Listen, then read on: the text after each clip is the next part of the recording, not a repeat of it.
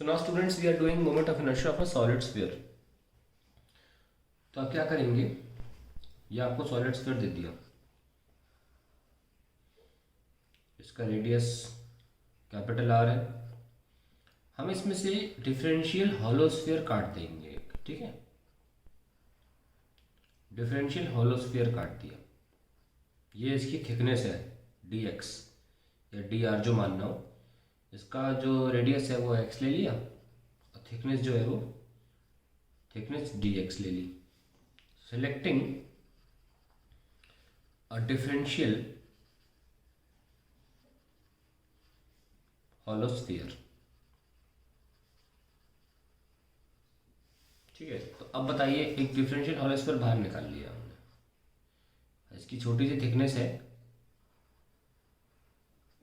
अब hollow sphere का आपने अभी हॉलो स्फीयर का अभी निकाला हमने 2/3 m r² है ना। तो डिफरेंशियल हॉलो स्फीयर क्या होगा, डिफरेंशियल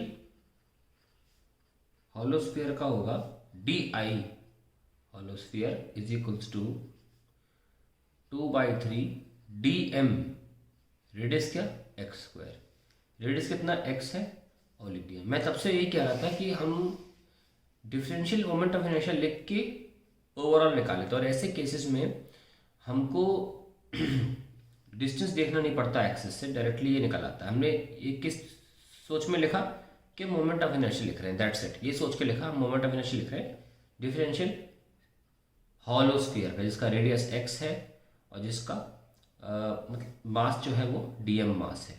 तो डिफरेंशियल लिख लिया, तो ओवरऑल कैसे निकाला जाएगा, सिंपली इंटीग्रेट करके 2/3 x² dm, दैट्स इट।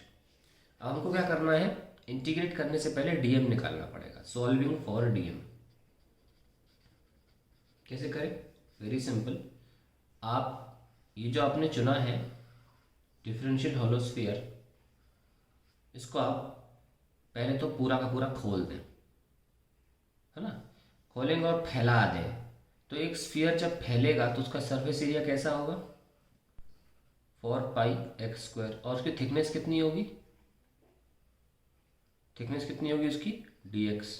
तो एरिया इंटू थिकनेस वॉल्यूम होता है, तो हमको छोटा सा वॉल्यूम मिल गया dv equals to area into thickness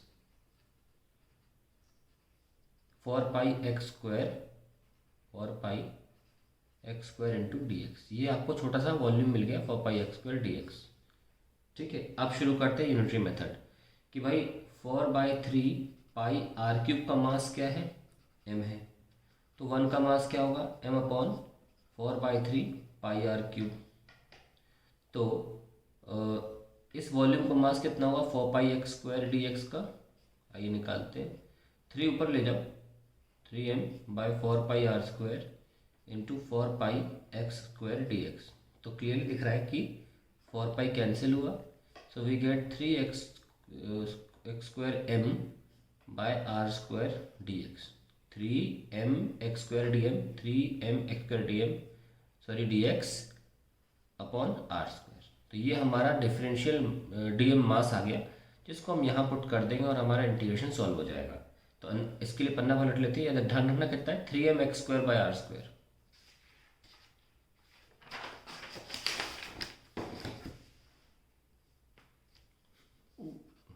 कितना आ गया 2/3x² इंटू डीएम क्या था 3mx²/r² dx। 3 से 3 कैंसिल, बाहर क्या निकालोगे 2m/r², अंदर क्या है x⁴ dx, कहाँ से कहाँ 0 से r तक।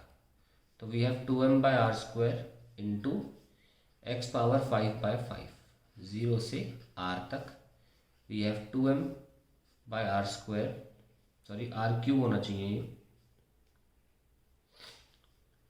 एक बार पीछे पढ़ के दिखाता हूँ आपको मैं।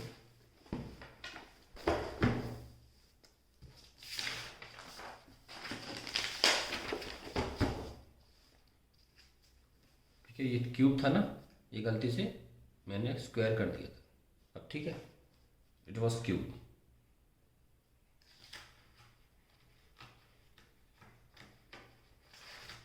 कंटिन्यू करते हैं।